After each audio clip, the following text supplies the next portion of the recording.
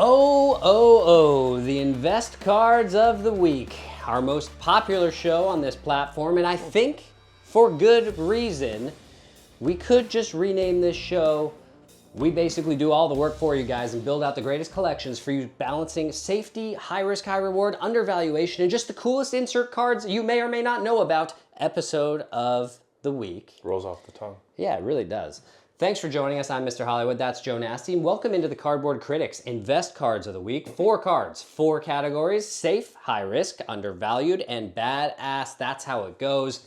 And this is how our legal disclaimer goes. The views expressed in this show are the sole opinions of us and do not constitute investment advice.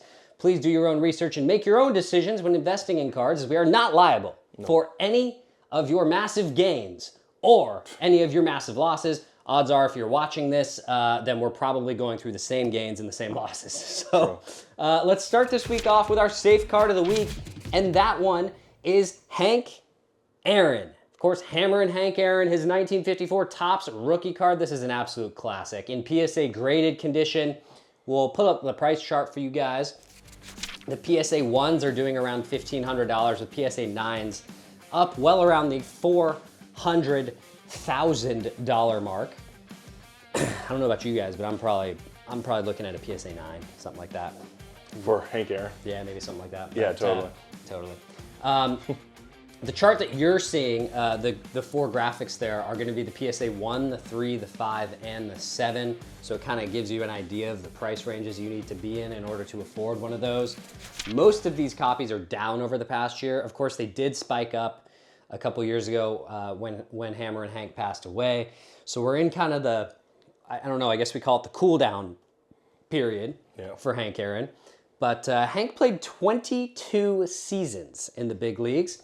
He had a career 305 average, of course, 755 home runs, 2,297 RBIs. Wow. He stole 240 bases, had 3,771 career hits. Pretty crazy. He also scored over 12,000 runs, had a 928 OPS.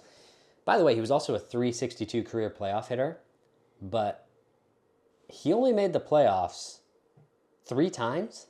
Well, still more than Mike Trout. I find that hard to believe. I know. I find that hard to believe. Is that correct? You apparently. Do you want to just double check? I'd love to.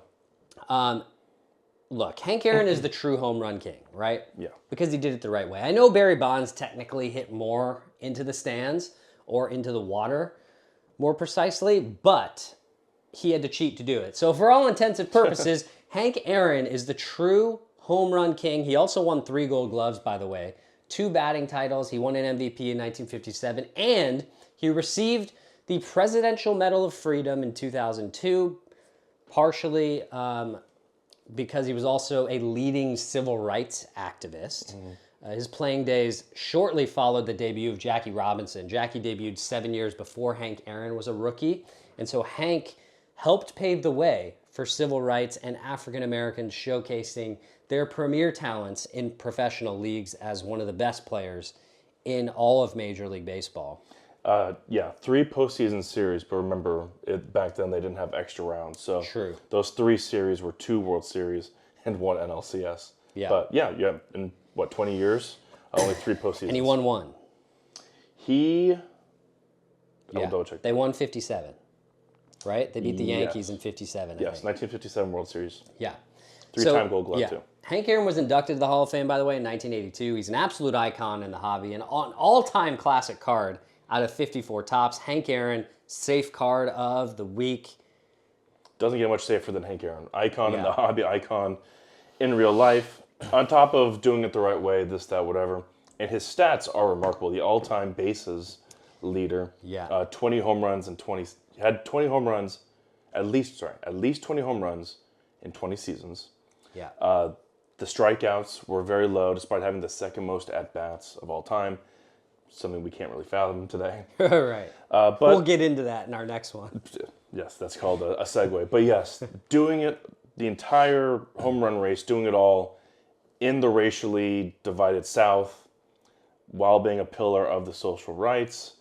Truly remarkable human being, and a guy that honestly probably isn't valued enough in real life, even as we move forward, as much as he is right now getting his flowers, if you will. Not that Hank Aaron really is, he's not underrated. Let's put it that way. No, he's not underrated for sure. But as a human and as a player,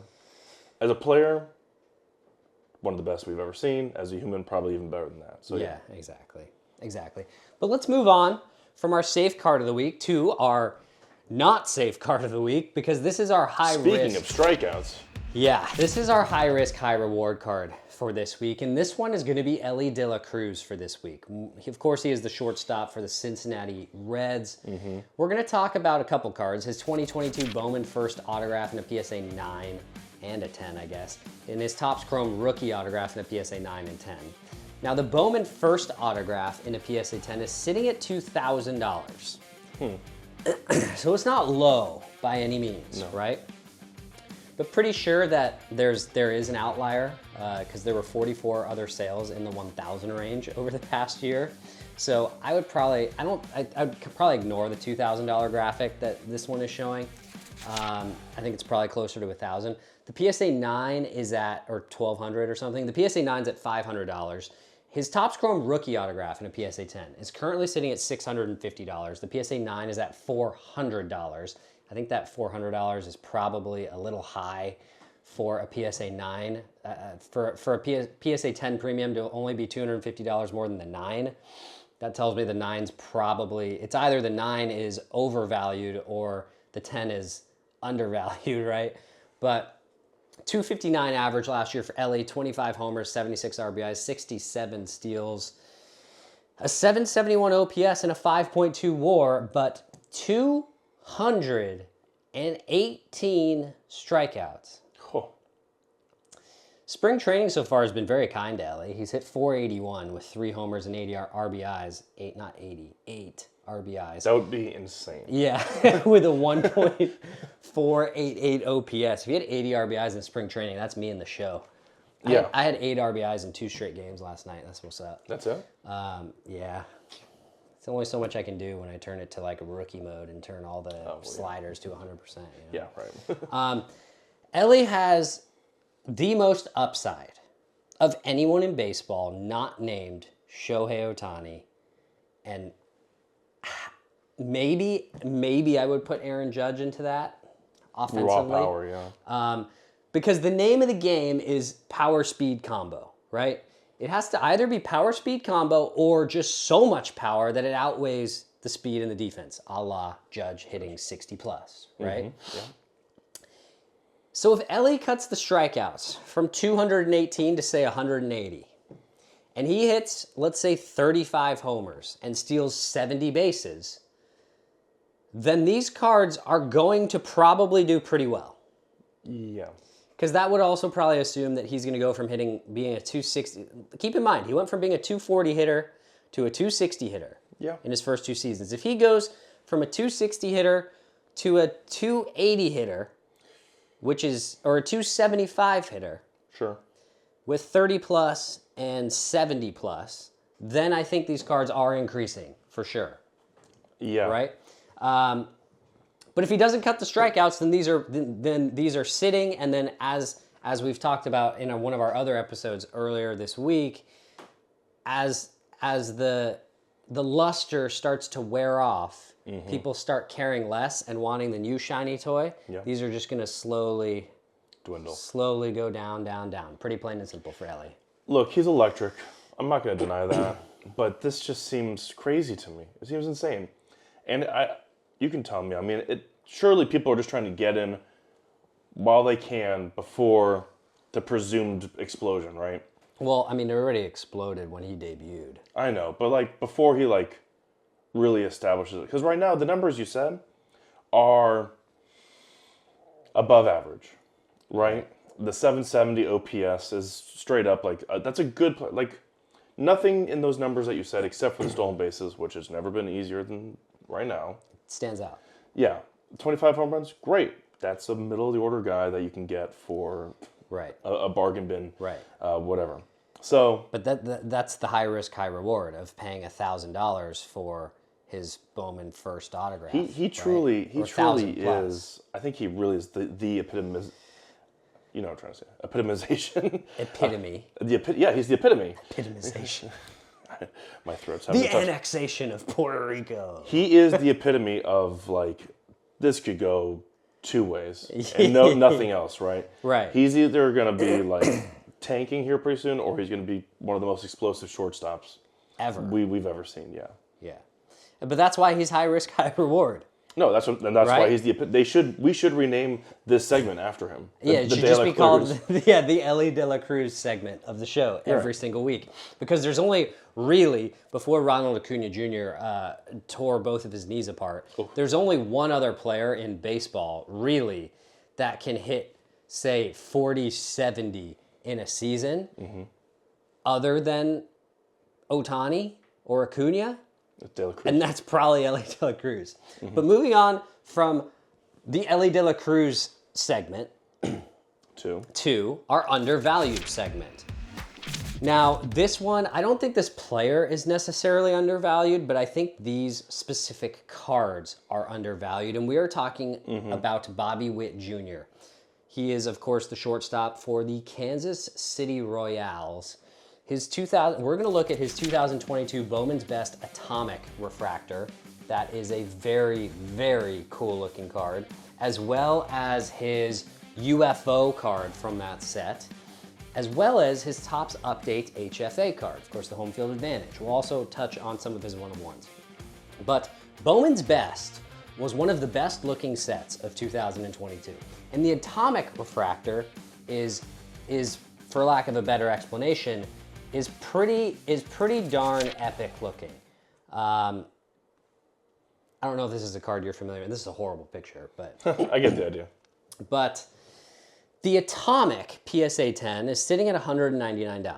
$199. We're really pronunciating. Yeah, it's down 14% over the past month. Now the UFO card, which is this one. Yeah, very cool. The UFO pops in person. It's a refractor in person. And in a PSA 10, it's just $47. Yeah, that's silly. $47. Now, his 2022 Topps Update HFA, his home field advantage rookie card, is in a PSA 9, is sitting at $195. I don't like the pricing on the 10 on this right now because it's at $1,000. So to have a 5X premium to me seems maybe a little much. But $200 for PSA 9 is reasonable. PSA 9 is very good mint condition. I really think once downtowns are unlicensed, completely unlicensed starting next year, and HFAs fulfill their full destiny as the new downtown of Topps, which means all products going forward, by the way, history will look kindly on these earlier HFA cards. By the way, you can also still get his one-of-one rookie autographs for $2,500 in some cases. Like this Bowman Transcendent Through the Years autograph that was on card, by the way, and sold by PSA for just $2,500 last month. You can also get some of his other one-of-ones out of Bowman Transcendent, like this one, which just sold 10 days ago, in a PSA 10, by the way, for under $4,500.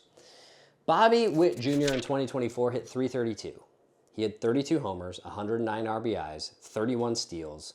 He had a .390 OBP. He had an .841 OPS, and his WAR in one season was 9.4. Great defense too, which doesn't get the talk here. Doesn't get the love.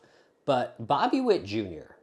has 15 WAR over his first 3 seasons, 9.5 of which was in 1 year last year. Yeah. He is elite contact, elite power developing, elite speed, elite defense, right? Yep. And he has an elite contract that the Royals can afford to build around theoretically now that superstars cost $500 million plus. True. Right? The fact that Bobby Witt Jr., of all the young guys, is going to make, what, $320 million or something, or $350 million, whatever it was, over the next, 12 years or something. If Bobby Witt Jr. had hit free agency, much more, he would have probably gotten Soto numbers. Yeah, he's great. Yes, he's great. He would have. And here's the thing. If Aaron Judge doesn't stay healthy, which is always a possibility. Anybody. Right? I mean, the Yankees. Look at the Yankees are in shambles right now. Their pitching staff is But Bobby Witt Jr. is probably your leading candidate for MVP in the AL behind Aaron Judge, assuming Aaron Judge doesn't hit 60 homers. I think if Aaron Judge hit 50 homers and Bobby Witt Jr. put up the season he put up last year, I think it's real close. I think the MVP race is real close. Team record too, though. Yeah, but if Judge doesn't hit 50 or gets hurt, then it's basically Bobby Witt Jr., Jose Ramirez, Yordan Alvarez, maybe J-Rod. Figures maybe. it out, Maybe Gunnar sneaks in there too, you know? Yeah. Bobby is still young enough where the hobby is still excited over what he does, which means his cards have more movement up and down. It's not like when Judge hits 60 home runs again and we see like a 20% spike in Judge cards, then just right back down, right? Bobby Witt Jr. is not stale yet. No. And this might be the best player in baseball outside of Ohtani and Judge. And he's a Hall of Fame type lock if he stays healthy and keeps performing. I love these three cards. And in my opinion, I think a lot of his first Bowman autographs and PSA 10 for whatever, you know, stuff like that is no longer undervalued. People know the secret's out on Bobby Witt Jr. But these three, I know they're not autographed, right? But they are short printed, right? The HFAs are short printed. The Atomics are short printed. The UFO is an insert under $50.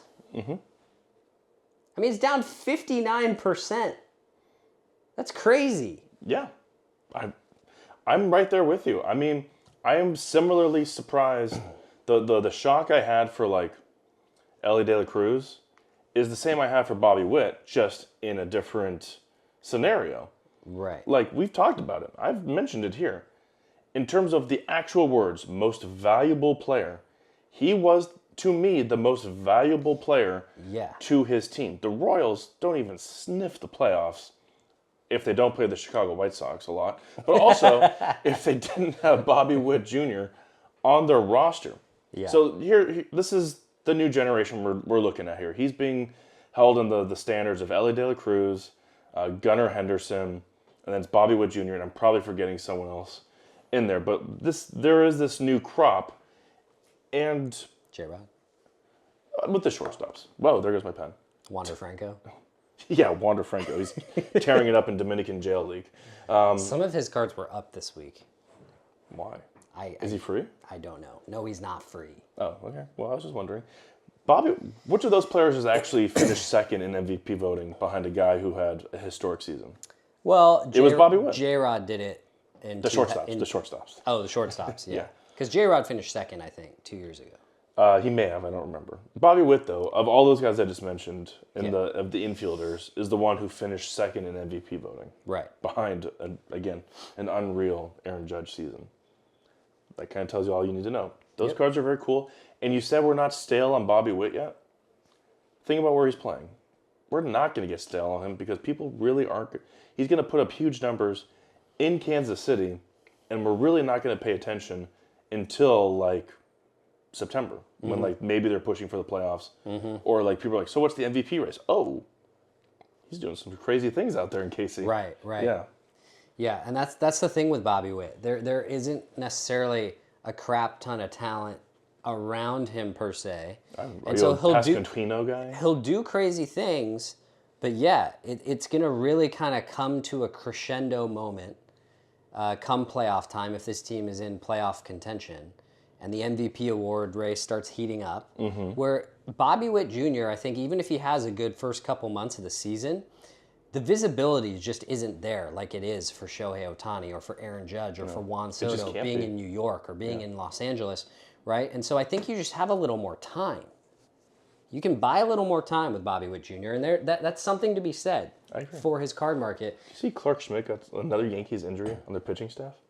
They're falling apart. Marcus Stroman's going to be their number one. Trevor Bauer, he's coming. No, he's not. But moving on now to our last card of the week, and that is, of course, Our badass card of the week, our last two have done pretty well. I think the Jordan City Heights one, or sorry, the LeBron City Heights one, which was at $37, is now at $59.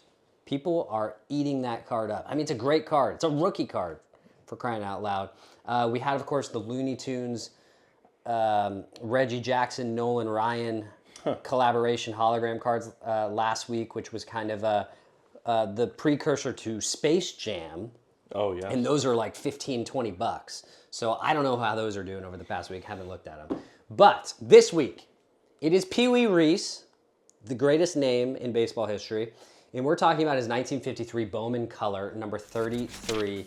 This is one of the classic cards in the hobby in terms of imagery. Of course, you're looking at it right now on your screen. It shows Pee Wee Reese leaping in the air to avoid a runner sliding into second. Pee Wee, of course, routinely turned to with someone who's very famous named Jackie Robinson at this time. I've seen the movie. Yeah, just 5 years. Now this 53 Bowman Color set comes just 5 years after the return of color to sports cards in 1948 with 1948 Leaf, which was, of course, the first color baseball set post-World War II. Now, this specific card used to be called the reverse negative, since it appears that the runner is sliding head first, like backwards. Yeah, or he's past the bag. Right? But in reality, probably sliding feet first or just like barreling forward into Pee Wee feet first. Now this card struggles a lot with centering and focus, believe it or not. And it's those two things, aside from like corners and edges, yada yada, that influence the high grades on this card and the eye appeal of it. This photo was taken during spring training, and there were 0 spectators in the background. So that looks very spring training, like Vero Beach. Yeah. But I just want to highlight the athleticism here. Yeah, he's up there. Not only a Hall of Famer, but this really depicts that these guys were truly pushing the envelope at the time with what they had access to, right? The athleticism was there. It was something to behold. I'm not so sure about the sliding technique of the base runner here. No. That's pretty bad. But an absolutely iconic shot of Pee Wee Reese in this card, taking a look at the pricing chart for it in a PSA 1. For eye appeal reasons, one recently did $450, but you can get the PSA 1s in the 200 range pretty easily. In true PSA 1 awful condition. Going up to PSA 4.5, those are $790. And then the higher grade, PSA 5 is $950, all the way up to a PSA 9, which is $26,000. So if you got $1,000 to spend, you're probably looking at a PSA 6.5 or so, or a PSA 7. If you got $100 to spend, you're probably looking at a PSA 1, and then maybe add 50, 75, $100 on top of that. But that is our badass card of the week. I mean, that's a work of art. It's pretty sweet. It's pretty. I love that there's nothing on it besides the photo. That's what I'm saying. Like it looks more like something you see in a museum. Right. They're like a painting. Like an artist was like, I want to get the art of movement instead of like, here's a picture of a Hall of Fame middle infielder. No, super cool, super cool. Yeah. And I like how he's wearing orange sleeves. Are they orange or red? They look red. Maybe they're orange. It's definitely not blue. Comment below whether you think it's red or orange. You know, Alex Verdugo thought he was cool being like the first guy to wear red sleeves for the Dodgers or something. He definitely had the red sliding glove. Yeah. No, sorry, Alex. You're no Pee Wee Reese. You're no Pee Wee Reese. Go strike out to end the World Series again. It's kind of cold. It's tough. Yeah. Yankees are having it rough right now. If I made just one little addendum on the Bobby Witt thing, there was an article because I was looking at the MVP voting numbers. And in spring training right now, 2025, MLB players, the players, not you and I, voted on the best player in baseball. Number 1, some Japanese guy.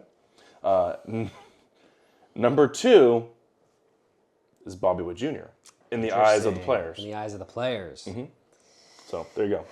Well, it's not just us saying this, that he's pretty good.